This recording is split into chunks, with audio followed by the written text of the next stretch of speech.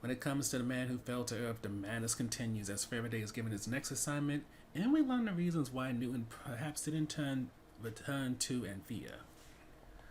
So to begin, let's talk about what happened in that tornado, and pretty much it's just Newton talking to Faraday about what his next assignment is. He's supposed to go to Seattle to go to this place called Origin, and while the assignment is given, Faraday has some questions like, why did you abandon everybody? They waited on you for water, and Newton pretty much just says he got caught up.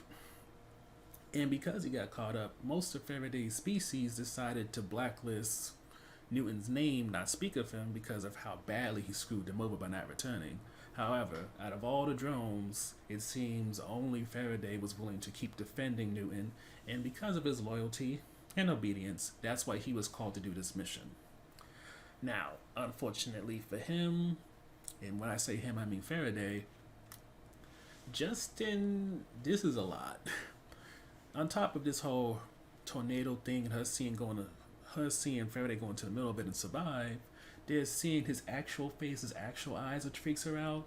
And when you put that on top of all that's going on with her dad after his stroke, trying to pay the bills, which includes the bills for his physical therapy and also for the house, it's too much all at once. And out of all these things, Josiah and his situation, keeping Molly under a roof, that's the priority. So she decides, you know what, I'm out.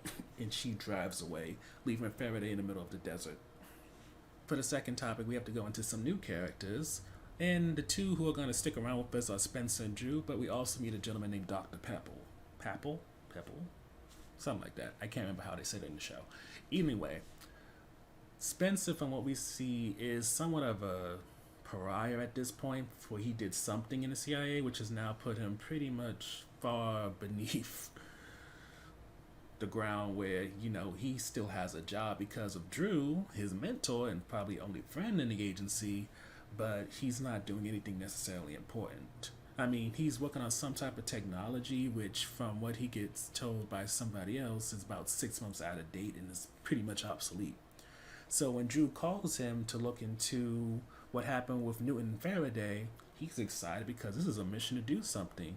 And granted, he's got to get sent out to Alaska in the middle of nowhere, but getting from behind his desk in a dark room, buried beneath who knows how many layers of bureaucracy and BS, it's not even a hard decision. But what Drew didn't know about this whole situation is, well, yes, the whole Newton situation was 45 years ago. There's only one case filed, and most of the people involved with it have been dead for quite some time. She didn't realize that Dr. Papple and his issues could possibly kill Spencer. Because from what we're told, Dr. Papple, who was some type of psychologist, and the rest of the team, they seemingly tortured Newton, including taking out his eyes. And the amount of guilt that Dr. Papple is dealing with at this point, it has drove him nuts. Add in that he's been isolated for who knows how long, is paranoid about what the government may try to do to him. It just leads to Spencer nearly getting cut up and possibly getting killed. But luckily for him, in some ways, Spencer's able to fight off Dr. Papple, and with that, you can see that Dr. Papple has come to the point of he doesn't really want to fight anymore, so instead he just takes a shotgun he has that was going to possibly kill Spencer and decides to instead take himself out. Which leads to how Faraday gets back into Justin's life.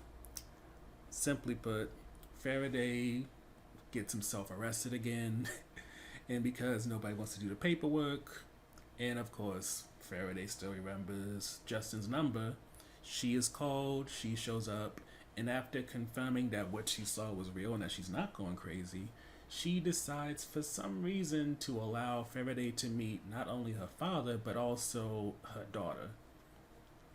Now, this doesn't start off the best because Faraday is from a culture where apparently elderly don't exist, and if you're no longer useful to the community, you should, deactivate yourself, kill yourself, whatever. This leads to some people at the place Josiah does physical therapy to get a little bit upset, but Luckily, he doesn't stick around there too long to really get people riled up. And in fact, he even shows that he's able to interact with people a little bit better than he was before us because while they're waiting to get some fast food, Josiah, Molly, Justin, and Faraday sing together Papa Was a Rolling Stone by the Temptations, and it's a nice moment. And that's followed up with them going to Justin's home, seeing all the stuff that Josiah built back in the day, and Faraday being fairly complimentary when it comes to what Justin is capable of, even to a point complimenting Josiah, even though he says that his daughter is far more capable of what she can do than he is. But being that Josiah deeply loves his daughter, he's fine with this compliment, even if it's underhanded.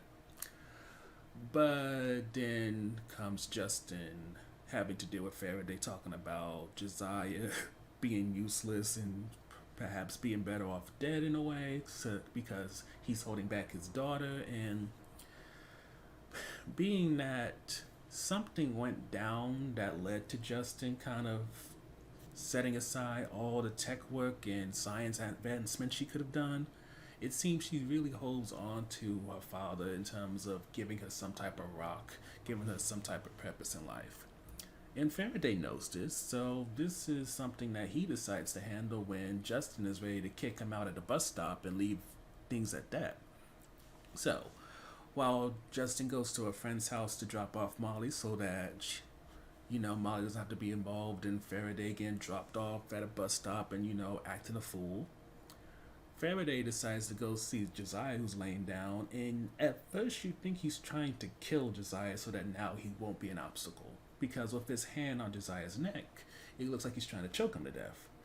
However, what Faraday ends up doing is seemingly healing Josiah, or perhaps even de-aging him, so that now all the effects of Josiah's stroke are no more, and he's able to move all of his fingers, he's able to be more mobile, and with that, it's not clear what's next, but with Faraday on the floor, writhing seemingly in pain, so comes the question of how long it takes him to heal, and whether, when it comes to this healing power, is that something he can only do once, or is that something he can keep doing over and over again?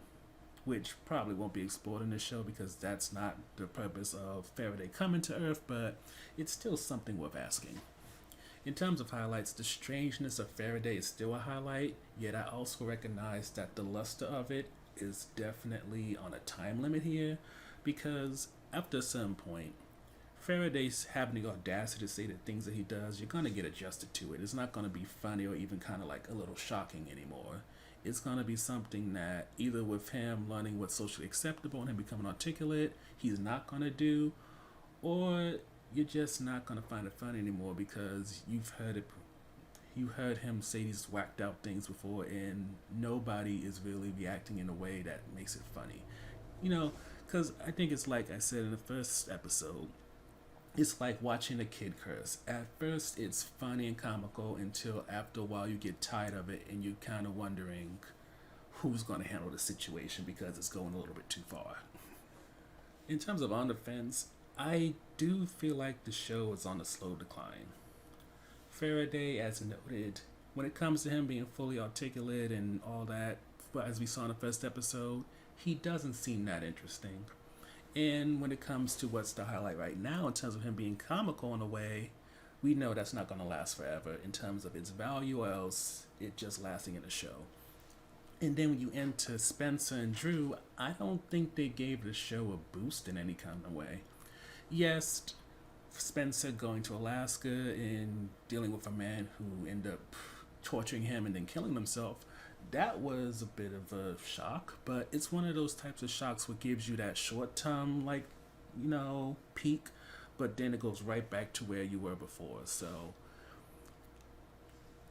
as of now, I'm definitely worried about the long-term experience of watching this show, especially when it comes to entertainment value, even with the talented actors that it has. And I wouldn't even say the writing is terrible. I just feel like I don't know, part of me kind of feels like this is a binge watch show that they're making go on too long, or maybe it should have been more so like Swimming with Sharks, where instead of it being hour long episodes, instead it was half hour to get to the point quicker. Either way, I definitely feel like this show is going to overstay its welcome, and I don't think that it's going to get better at all. It may keep the slow decline, or else it's going to have a drop off. That's pretty much the two options I'm seeing as of now, but it's still early on, so it could get better.